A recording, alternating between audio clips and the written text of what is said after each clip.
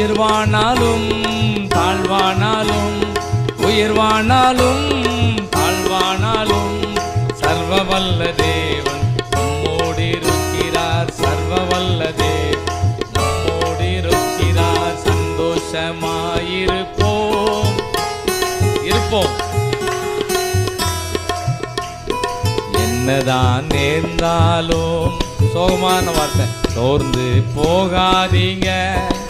பாட்டை பாருங்க. என்னதான் நேர்ந்தாலும் சோர்ந்து போகாதீங்க. நம்மை அழைத்த தேவன் கைவிட மாட்டார். சந்தோஷமாயிருப்போம்.